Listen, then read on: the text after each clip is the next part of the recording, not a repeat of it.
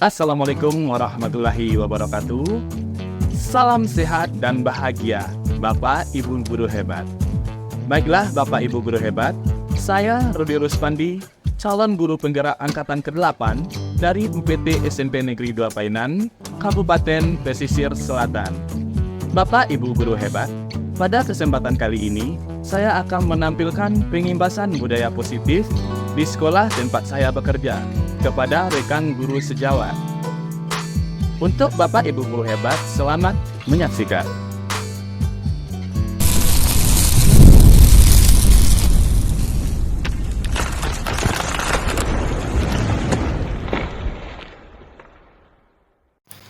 Bapak Ibu Guru Hebat, dalam melaksanakan tindakan aksi nyata ini, adapun rancangan untuk kegiatan yang saya lakukan adalah yang pertama yaitu latar belakang. Yang memberlatar belakangi tindakan aksi nyata saya adalah penerapan dalam hal membangun budaya positif di kelas dengan menerapkan konsep disiplin positif, dengan menerapkan segitiga restitusi dalam menangani proses murid agar terjadi hubungan yang baik di lingkungan sekolah sehingga menciptakan murid yang mandiri dan bertanggung jawab. Tujuan dari tindakan aksi nyata saya ini adalah diharapkan guru dan rekan sejawat dapat mewujudkan pembelajaran yang berpihak kepada murid, menumbuhkan rasa tanggung jawab pada murid, menumbuhkan motivasi intrinsik pada diri murid, membangun hubungan yang positif antara murid dengan Bapak Ibu Guru Hebat. Tolok ukur dari tindakan aksi nyata ini adalah guru dan sejawat dapat menerapkan pembentukan keyakinan kelas dengan kesepakatan dari warga kelas. Guru dan murid saling menghormati, menghargai, dan menyayangi. Menanamkan karakter mandiri, peduli, disiplin, religius, dan bertanggung jawab, baik kepada guru sendiri maupun pada diri murid. Bapak Ibu Guru Hebat, dalam rancangan aksi nyata ini, saya menerapkan tahapan lini masa yang dilakukan, yaitu yang pertama, saya menghadap kepada kepala sekolah, berbincang dengan kepala sekolah, serta meminta izin untuk mensosialisasikan mengenai pengenalan budaya positif yang akan diterapkan di sekolah. Setelah itu, yang kedua, saya berupaya mengumpulkan rekan-rekan guru untuk ikut serta tergabung dalam pembagian pemahaman tentang budaya positif. Setelah rekan sejawat saya mendapatkan pemahaman tentang budaya positif, baru menerapkan budaya positif dan menerapkannya di sekolah. Bapak Ibu Guru Hebat, dukungan yang diharapkan dalam tindakan aksi nyata ini yaitu keikutsertaan rekan sejawat dalam penerapan budaya positif dengan penekanan peran aktif murid dalam merumuskan kesepakatan kelas. Yang berikutnya, sarana dan prasarana dalam penyusunan kesepakatan kelas dan kerjasama warga sekolah dalam penerapan budaya positif yang dirancang. Bapak Ibu Guru Hebat, berikut ini merupakan kegiatan diseminasi di sekolah mengenai pemahaman budaya positif.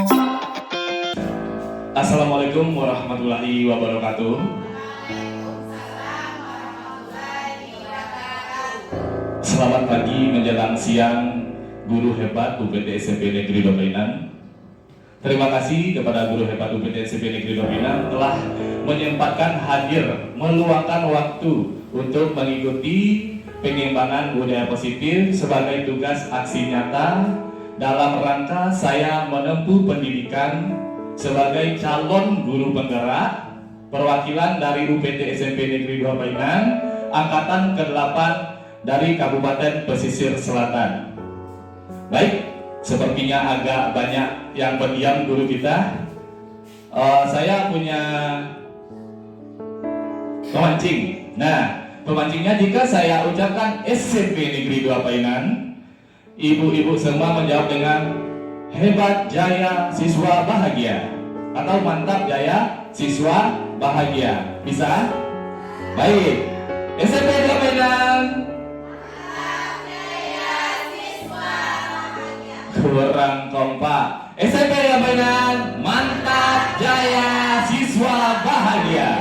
Oke. kita tumbuhkan semangat untuk mengikuti kegiatan kita pagi ini. Nah, kita lanjut. Nah, selamat datang para guru hebat. Mari belajar bersama, berkolaborasi, saling mendukung demi mewujudkan budaya positif atau disiplin positif di sekolah kita ini. Nah, berarti kata kuncinya kita belajar bersama. Jadi di sini saya bukan menggurui, tapi saya belajar, kita belajar bersama-sama. Tapi bedanya saya mendapatkan materi terlebih dahulu. Nah, kita berbagi materi tersebut dan kita mempelajari bersama-sama. Siapa tahu nanti guru hebat yang hadir di sini lebih paham dibandingkan saya tentang apa yang akan kita bahas di dalam diskusi ini. Kita anggap saja ini diskusi, bukan pembelajaran, tapi diskusi tentang budaya positif sekolah kita yang akan kita wujudkan di sekolah ini. Kita lanjut.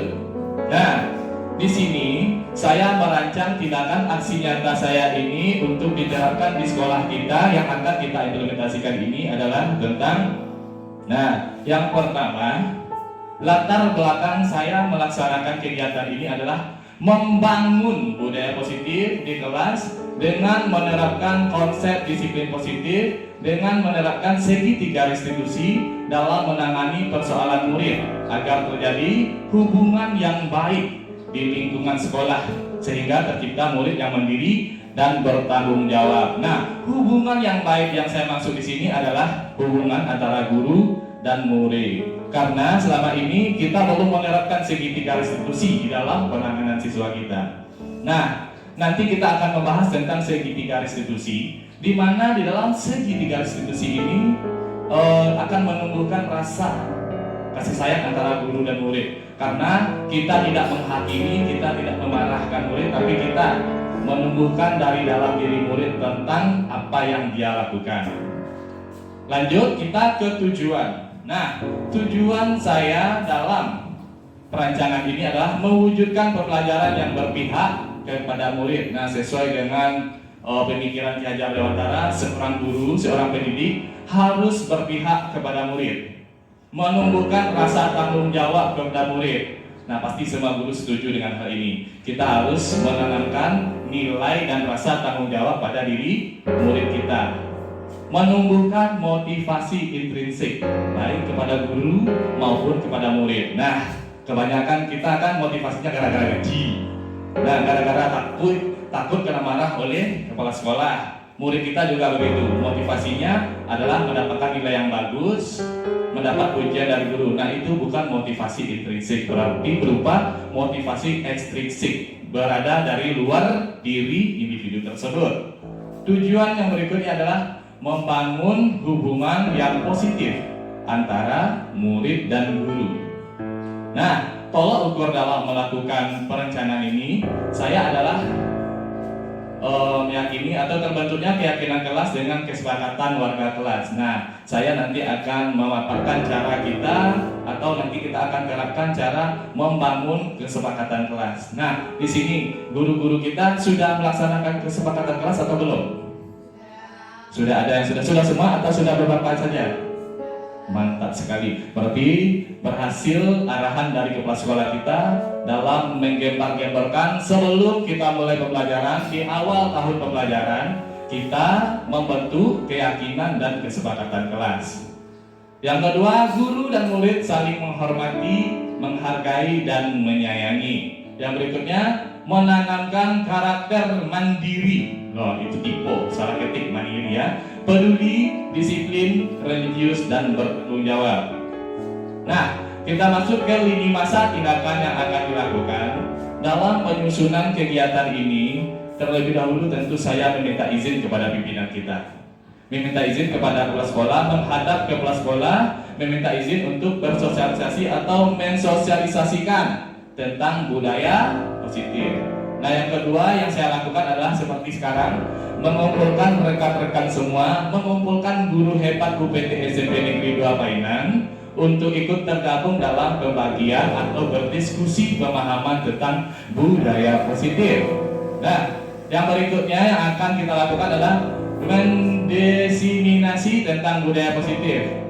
dan menerapkannya di sekolah kita. Nah, jadi diharapkan setelah kita berdiskusi tentang budaya positif, bisa jadi kita saling memahami tentang budaya positif tersebut. Nah, kita terapkan di dalam implementasian di sekolah kita. Nah, dukungan yang dibutuhkan dalam tindakan aksi nyata ini adalah peran aktif murid dalam memutuskan kesepakatan kelas. Nah, nanti di dalam kita menentukan kesepakatan kelas atau membentuk kesepakatan kelas, tentu kita butuh siswa kita aktif dalam menyampaikan apa saja yang perlu disepakati untuk kegiatan di kelas kita. Lanjut, sarana dan prasarana dalam penyusunan kesepakatan kelas. Tentu ini menjadi kebutuhan utama kita. Tentu kita butuh sarana dalam penyusunannya. Kerjasama warga sekolah dalam penerapan budaya positif yang dirancang. Jadi, guru hebat semua, budaya positif itu tidak bisa dilakukan oleh satu orang saja. Tidak bisa dilakukan oleh kepala sekolah saja. Tidak bisa dilakukan oleh satu orang guru saja. Tapi kerjasama dalam penerapan yang dirancang. Berarti seluruh stakeholder, seluruh warga sekolah, baik siswa, guru, tenaga kebersihan, TU, kepala sekolah, wakil, ikut serta dalam penerapan budaya positif ini. Nah, itu adalah rancangan pelaksanaan kita. Kita masuk ke berikut ini, merupakan kegiatan diseminasi di sekolah mengenai pemahaman dan pengalaman budaya positif. Nah, kita masuk dulu apa-apa saja yang ada di dalam budaya positif itu. Konsep inti dalam budaya positif pada modul ini kita membahas tentang perubahan paradigma. Nah, paradigma belajar, bagaimana pandangan kita tentang belajar. Yang kedua yaitu disiplin positif. Apa itu disiplin positif? Nanti akan kita bahas. Kebutuhan dasar manusia. Nah, yang keempat, motivasi perilaku manusia. Apa yang memotivasi seorang manusia itu berperilaku tersebut? Tentu adanya. Posisi kontrol. Nah, kita sebagai seorang guru memiliki posisi kontrol di dalam pendidikan. Posisi kontrol mana yang paling baik nanti kita terapkan, nanti akan kita bahas. Nah, ini dia keyakinan kelas yang akan kita bentuk di dalam kelas sebelum kita melakukan pembelajaran. Yang terakhir yaitu tentang segitiga restitusi. Nah, segitiga restitusi ini sejalan dengan keyakinan kelas. Karena di ujungnya nanti kita akan menerapkan atau akan membahas tentang keyakinan kelas dengan siswa kita. Nah, kita masuk ke yang pertama yaitu perubahan paradigma. Oke, sekarang kan kita kurikulum merdeka. Kemarin kurikulum yang kita alami waktu sekolah tentu berbeda. Bisa jadi waktu kita sekolah kita menerapkan paradigma pendidikan pada zaman kolonial Belanda, yang mana pendidikan pada saat kita sekolah dulu berpihak atau berpusat kepada murid. Nah, di zaman kolonial Belanda, rakyat hanya diajari berhitung, menulis, dan membaca seadanya untuk kepentingan kolonial Belanda. Nah, sekarang paradigma pendidikan yang baru, pendidikan berpusat kepada murid untuk mencapai kebahagiaan lahir dan batin yang setinggi-tingginya. Jadi dalam pendidikan itu kita menyesuaikan dengan murid kita. Apakah murid saya bahagia dengan materi yang akan saya sampaikan? Apakah murid saya akan mengerti dengan materi yang akan saya sampaikan? Kita lanjut. Paradigma pendidikan baru. Nah, pembelajaran yang berorientasi pada penguatan kompetensi dan pengembangan karakter yang sesuai dengan nilai-nilai Pancasila.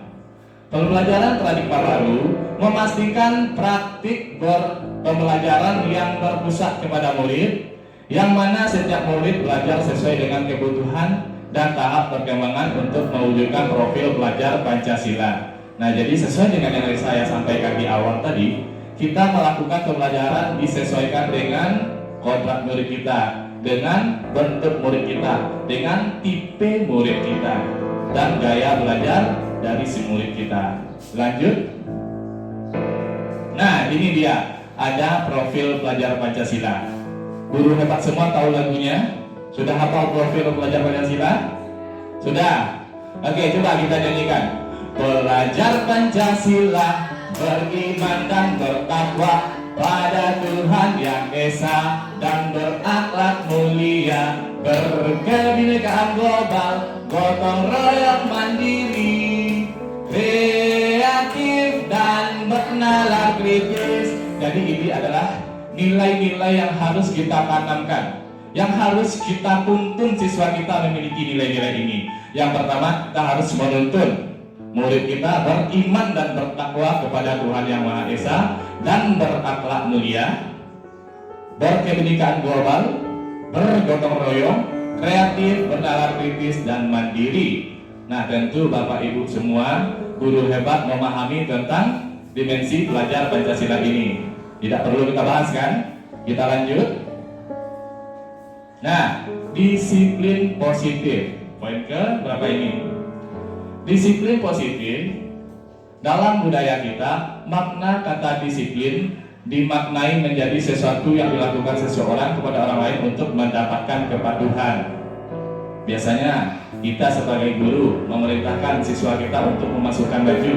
Nah, itu menuntut kepada kepatuhan, belum kepada intrinsik murid. Nah, sebagai pendidik, tujuan kita adalah menciptakan anak-anak yang memiliki disiplin diri sehingga mereka bisa berperilaku dengan mengacu kepada nilai-nilai kebajikan universal dan memiliki motivasi intrinsik bukan ekstrinsik. Berarti yang kita lakukan selama ini baru berupa motivasi ekstrinsik. Nah, bagaimana penerapannya nanti akan kita bahas untuk penerapan intrinsik. Bagaimana menumbuhkan dari dalam diri murid kita.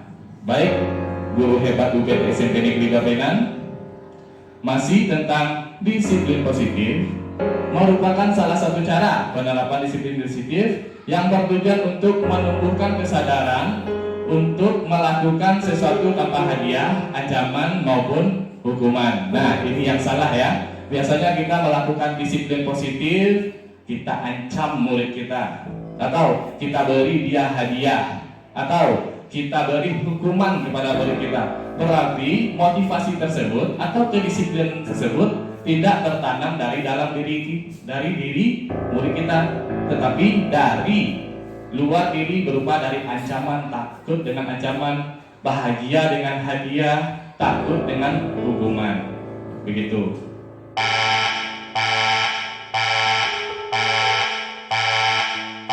Dah, baik, kita lanjut. Guru hebat, maaf ada sedikit kendala dengan perekam kita. Kita lanjut.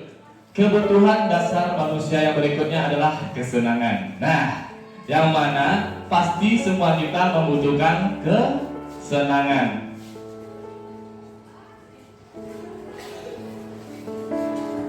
Tadi kita sudah membahas tentang 5 kebutuhan dasar hidup manusia. Kita lanjut tentang motivasi. Nah, motivasi adalah dorongan yang timbul pada diri seseorang secara sadar atau tidak sadar untuk melakukan sesuatu tindakan dengan tujuan tertentu. Jadi kita melakukan sesuatu hal tentu ada dorongannya, tentu ada alasannya. Nah, baik secara sadar maupun tidak sadar. Nah, sekarang kita akan membahas tentang 2 motivasi perilaku manusia. Yang pertama ada motivasi intrinsik dan ada motivasi ekstrinsik. Intrinsik dan ekstrinsik. Nah, yang pertama motivasi ekstrinsik, motivasi yang berasal dari luar. Nah, berasal dari luar diri kita. Murid melakukan disiplin diri karena takut dihukum atau menghindari hukuman. Nah, berarti motivasi melakukan sesuatu hal tersebut berasal dari luar, dikarenakan dia takut, dikarenakan kita menghindari hukuman. Nah, murid melakukan disiplin diri dikarenakan ingin mendapatkan imbalan berupa hadiah atau pujian dari orang lain. Nah, ini masih motivasi yang berasal dari luar, dikarenakan seorang murid itu berharap menginginkan imbalan atau hadiah pujian dari gurunya. Nah, kita lihat motivasi intrinsik. Motivasi intrinsik ini berasal dari dalam diri, di mana kita menumbuhkan seorang murid menghargai nilai-nilai kebajikan, murid melakukan disiplin diri dikarenakan sadar akan nilai-nilai kebajikan yang ada di dalam dirinya. Berarti seorang murid itu menyadari kedisiplinan itu baik untuk dirinya, bukan dikarenakan takut kena marah atau takut kena hukum, tapi berdasarkan asas dirinya sendiri. Nah, di sini kita lihat konsep disiplin dengan identitas yang gagal.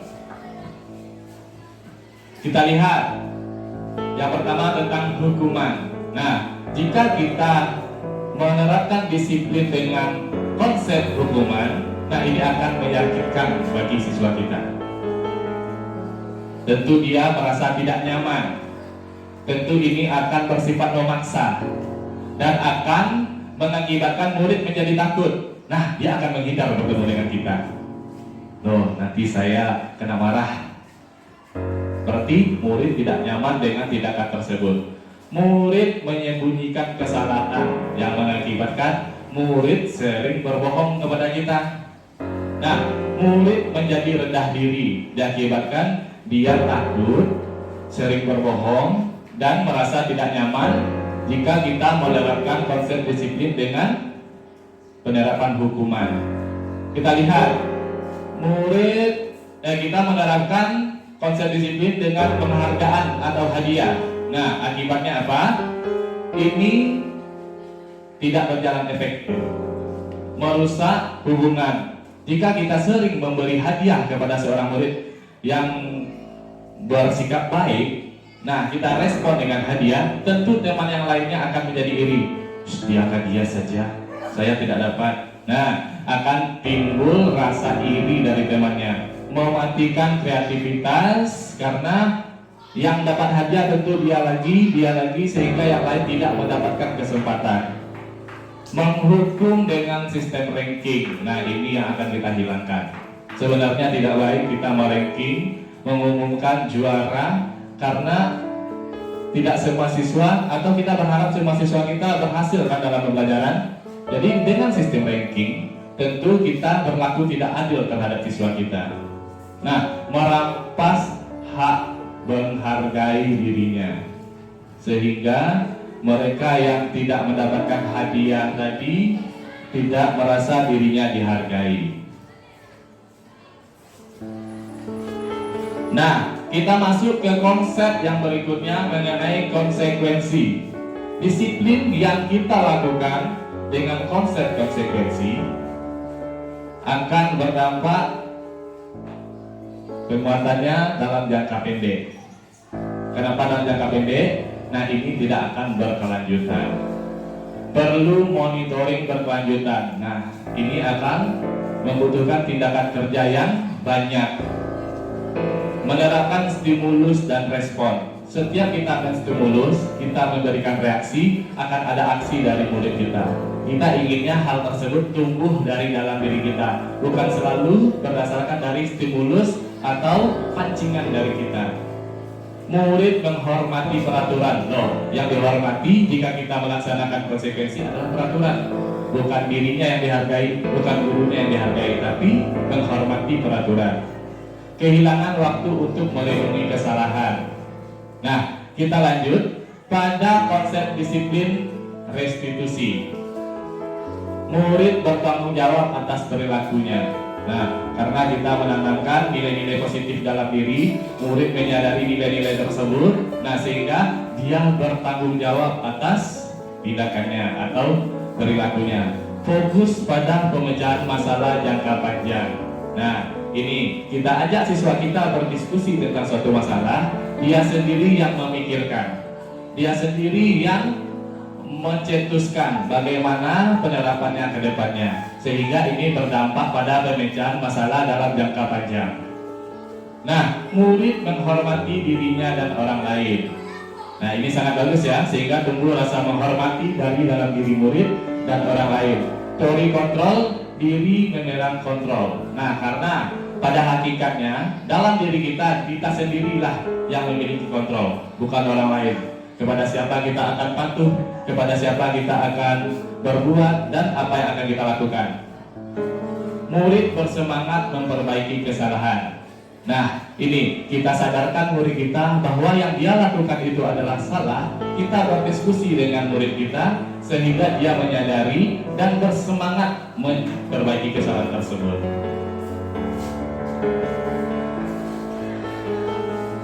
Konsep disiplin dengan pendekatan restitusi.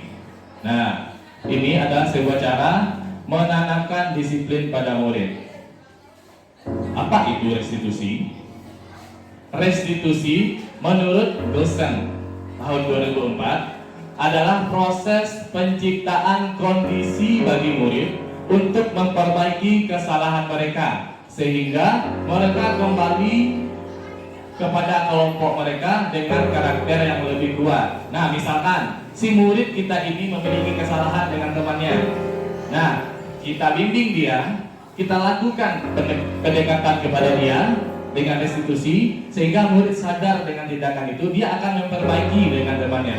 Jika si murid mampu memperbaiki hal tersebut dengan temannya, tentu dia akan diterima oleh temannya kembali dengan karakter yang lebih positif. Kita lanjut. Sepertinya agak bingung atau agak blank, kita fokuskan dulu.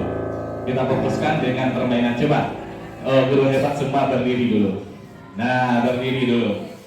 Kita berdiri. Kita speak dulu sebentar.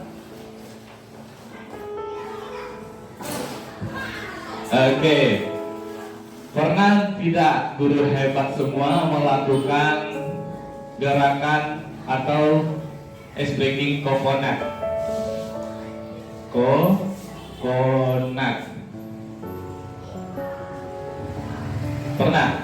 Ada yang pernah? Belum? Baik, karena belum, saya beri contoh. Kita menyanyikan huruf-hurufnya. Ada huruf C, huruf O, C, O, N, U, T. Nah, iramanya begini. C, O, C, O, N, U, T, N, U, T, N, U, T, C, O, C, O, N, U, T, N, U, T, N, U, T. Nah, gerakannya C, kita mulai ke kanan dulu. C, berarti C,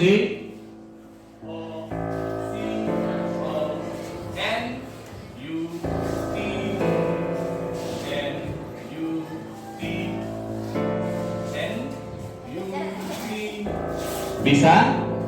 Oke, mari kita sama-sama. C O C O N U T N U T N U T. Suaranya mana? Kita ulangi.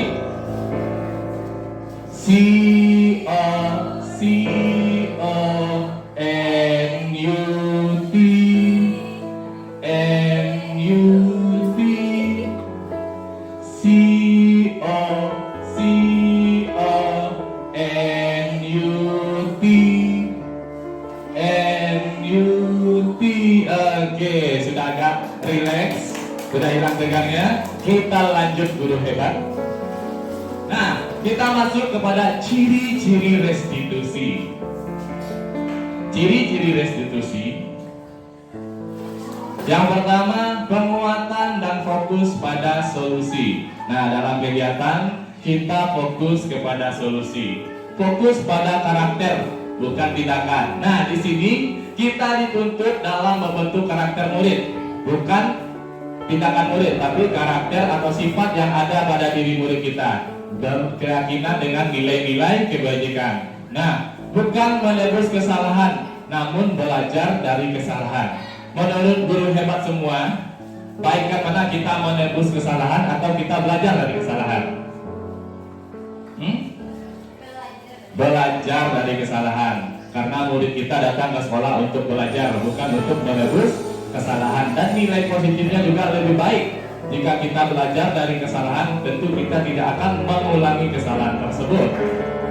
Mencari kebutuhan dasar yang mendasari tindakan. Nah, sesuai dengan yang disampaikan tadi, ada 5 kebutuhan dasar manusia. Nah, tentu kita cari kebutuhan dasar mana yang sedang dipenuhi oleh siswa kita. Contohnya, siswa kita tidak diperhatikan atau tidak diakui oleh teman, berarti dia membutuhkan pengakuan dari temannya. Butuh rasa kasih dan Oke, tawaran bukan paksaan. Nah, di dalam restitusi kita berdiskusi dengan murid kita. Berarti bukan kita yang memutuskan ya, tapi murid kita yang mencari jalan, kita tawarkan. Nah, kita tuntun dia berpikir sehingga dia menemukan jalan penyelesaian dari tindakannya tersebut. Berarti kita tidak boleh memaksa. Oh, kamu harus begini ya. Nanti di kelas kamu minta maaf ya sama teman kamu. Berarti itu kita memaksa. Kita tumbuhkan dari dalam diri murid kita tersebut. Memperbaiki hubungan. Nah, tentu ini adalah salah satu tujuan positif dari restitusi. Menuntun untuk melihat ke dalam diri. Oke, kita lanjut.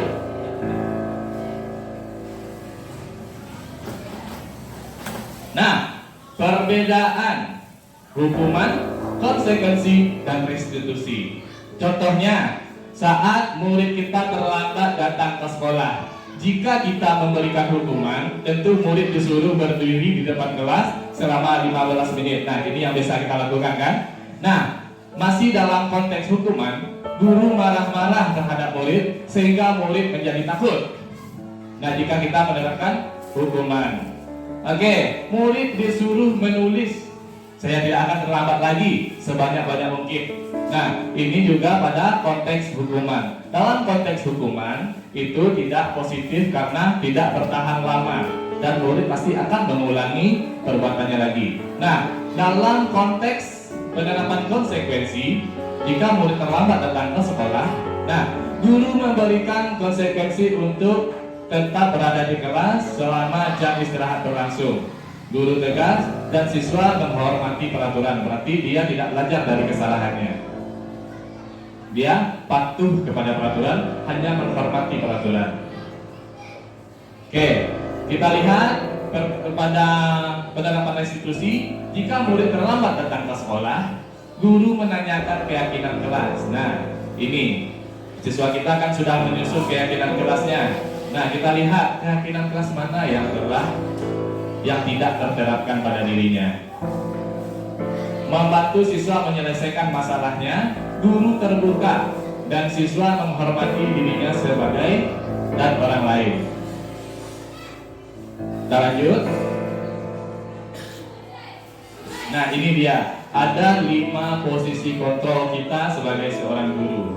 Yang mana kita bisa bersikap sebagai penghukum, sebagai pembuat rasa bersalah, kita bisa bertindak menjadi seorang teman, bisa bertindak sebagai seorang penonton atau pemantau, bisa bertindak sebagai manajer. Nah, nanti kita akan ketahui posisi kontrol mana yang paling positif. Bukannya dilarang ya, paling positif yang bisa kita lakukan. Kita lihat.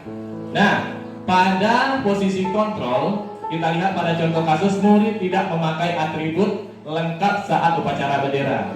Nah, pada guru yang menerapkan posisi kontrol menghukum, nah, dia akan mengingatkan kepada muridnya, patuhi aturan sekolah lalu berdiri di barisan lain. Nah, ini tentu murid tidak merasa nyaman jika kita beginikan. Coba kembalikan kepada diri kita. Sudah terlambat padahal niat kita datang ke sekolah untuk belajar, kita diminta untuk berdiri. Berarti tidak tercapai kebahagiaan murid tersebut. Membuat rasa bersalah. Nah, ada pula posisi kontrol, seorang guru menerapkan menumbuhkan rasa bersalah pada muridnya terhadap tindakan tersebut. Berapa kali Bapak bilang sama kamu, Bapak kecewa sama kamu. Nah, sehingga timbul rasa bersalah pada murid kita. Nah, kita dilarang untuk menimbulkan rasa-rasa yang tidak nyaman terhadap diri kita. Nah, berikutnya posisi kontrol sebagai seorang teman. Ayolah yang tertib, berbuat baik kepada Bapak Ibu guru, buat Bapak Ibu gurumu bangga. Kali ini tidak apa-apa berbuat salah, berarti kita memberikan kesempatan, kita mendekati dia sebagai seorang teman. Nah, ini juga tidak positif kita lakukan. Kenapa begitu? Murid akan merasa sangat nyaman dengan kita sehingga dia akan berketergantungan. Nah, dia tergantung dengan kita. Dia akan selalu membutuhkan kita. Nah, kita tidak mungkin selalu ada untuk mereka. Tentu kita akan menumbuhkan rasa mandiri sehingga tidak tumbuh sikap mandiri pada murid kita, karena ketergantungan terhadap kita yang dianggapnya teman. Oke, guru sebagai pemantau, kamu sudah melanggar apa peraturan sekolah kita dan apa konsekuensinya. Nah, mengingatkan kepada konsekuensi terhadap yang dia lakukan.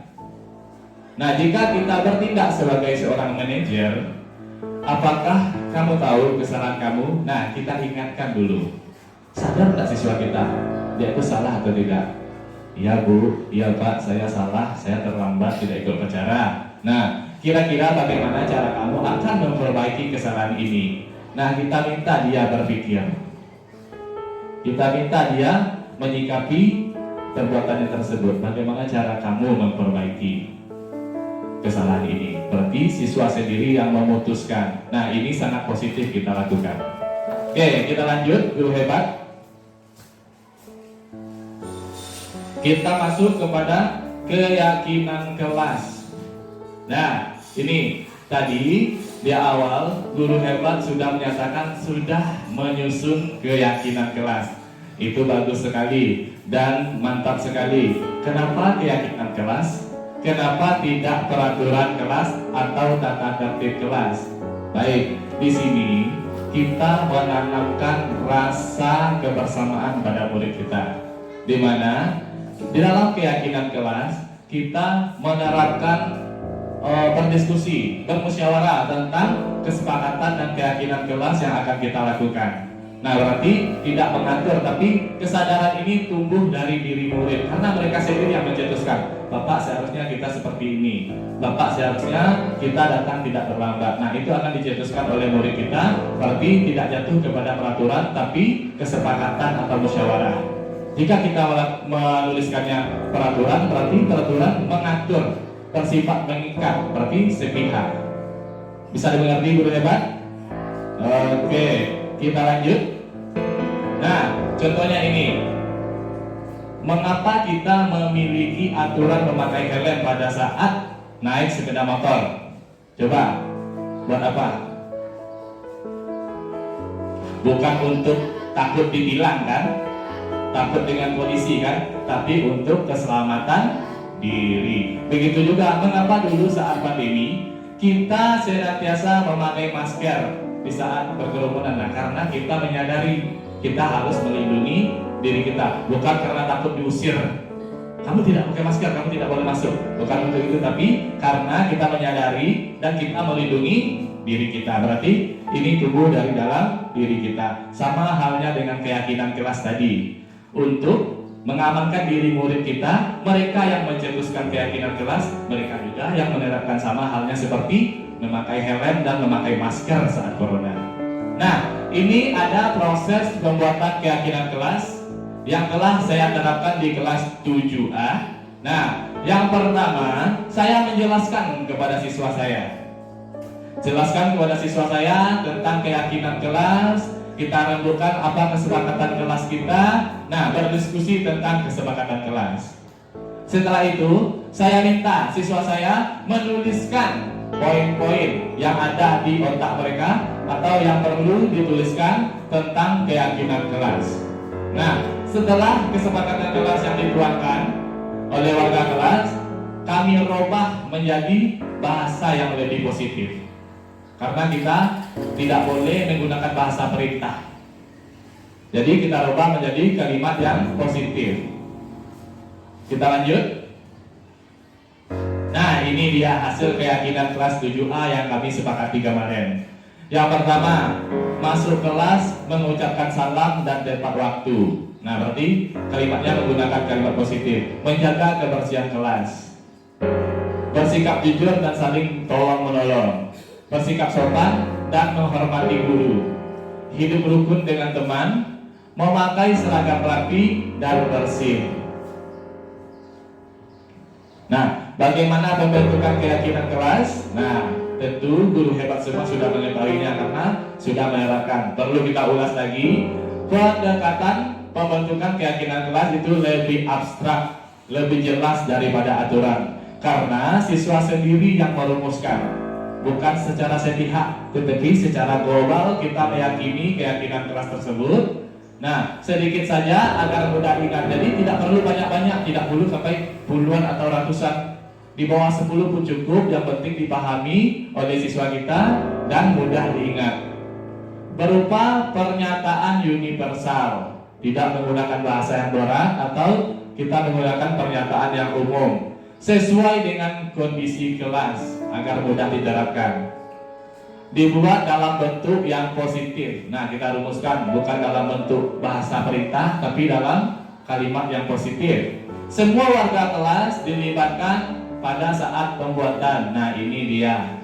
Semua warga kelas dilibatkan.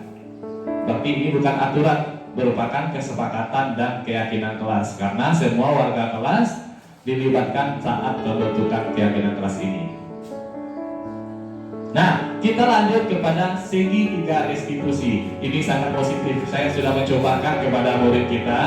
Biasanya kita akan lebih menekankan, kamu harus begini, kamu harus begitu, sebaiknya kamu begini. Nah, di segi 3 restitusi, kita menumbuhkan rasa nyaman dengan siswa kita dalam proses pembimbingan. Nah, yang pertama, kita menstabilkan identitas. Biasanya kenapa kamu terus? Kenapa kamu lagi? Sehingga murid kita merasa tidak nyaman dengan tindakan kita. Nah, tapi saat menstabilkan identitas, kita tanamkan rasa positif pada diri murid kita. Seperti seperti memberikan ungkapan, setiap orang pasti pernah melakukan kesalahan. Nah, jadi murid kita merasa tenang. Berarti tidak saya saja yang pernah kesalahan ini, orang lain juga. Nah, atau kamu bukan satu-satunya yang pernah melakukan ini. Nah, sehingga dia tidak merasa bersalah betul, sehingga identitasnya atau keyakinan dirinya akan membaik. Nah, tahap yang kedua, validasi kebutuhan. Nah, kita bisa mengutarakan ungkapan, kamu tentu punya alasan mengapa melakukan ini. Nah, semua orang melakukan tindakan tentu punya alasan melakukan hal tersebut. Adakah cara yang lebih baik atau efektif untuk mendapatkan apa yang kamu butuhkan? Nah, karena kita menyadari setiap manusia itu memiliki kebutuhan dasar. Nah, lanjut, baru kita menggiring kepada keyakinan kelas setelah dia menyadari dan setelah dia memvalidasi kebutuhannya tersebut, menyampaikan keyakinan kelas. Nah, kita tanyakan, nilai-nilai keyakinan kelas yang kita sepakati bagaimana? Atau keyakinan kelas mana yang sudah terlanggar? Nah, kamu ingin menjadi orang yang seperti apa? Nah, setelah murid kita menyadari bahwa dia telah melanggar dari kesepakatan kelas atau keyakinan kelas, nah dia akan menyadari. Kita tanya lagi, bagaimana tindakan ke depannya? Oke, mungkin itu tentang segi 3 restitusi. Nah, kita belum ke kesimpulan dulu. Saya ingin tahu dulu dari guru-guru hebat yang hadir hari ini, apa pembelajaran yang guru hebat dapatkan dari pemaparan saya sepanjang kegiatan ini?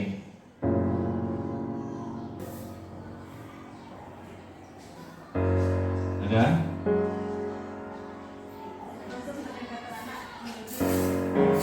Oke, menggunakan pendekatan anak yang lebih positif dan menuju yang lebih baik dengan menggunakan segitiga restitusi. Mantap sekali. Baik, ada lagi? Tentang keyakinan kelas, yang awalnya kita kan hanya memberikan peraturan yang ada dari guru. Nah, setelah pembahasan ini, berarti kita lagi memberikan kepada anak, mengapresiasi pada anak, berarti apapun itu kesepakatan kelas, keyakinan kelas, otomatis itu adalah curahan atau pendapat dari anak yang kita terima. Mantap sekali, Ibu Bella Afrita Geni. Nah, kita berdiskusi dengan siswa kita rumuskan bersama-sama apa yang menjadi kesepakatan kelas, sehingga hal tersebut muncul dari siswa kita, bukan aturan dari pihak sekolah, bukan aturan dari guru, tapi kita musyawarahkan dengan murid kita tentang kesepakatan kelas. Baik, Ada yang bisa atau ada yang ingin ditanyakan sepanjang pemaparan saya tadi? Ada yang bingung? Tidak. Jadi paham. Nah, bisa kita simpulkan tujuan mulia dari penerapan disiplin positif adalah agar terbentuknya murid-murid yang berkarakter disiplin, santun, jujur, peduli, bertanggung jawab, dan merupakan pembelajaran sepanjang hayat sesuai dengan standar kompetensi kelulusan. Baik, terima kasih guru hebat telah menyempatkan hadir di diskusi kita hari ini. Tindak lanjutnya ke depan bagaimana? Nah, Ibu Dela, bagaimana tindak lanjutnya ke depan?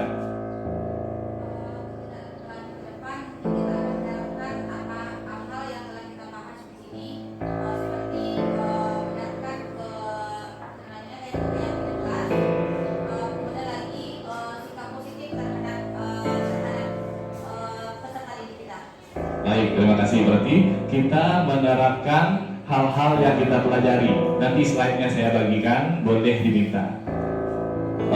Jika tidak ada lagi pertanyaan, mungkin sekian pertemuan kita pada hari ini. Saya cukupkan dan tutup dengan Assalamualaikum warahmatullahi wabarakatuh.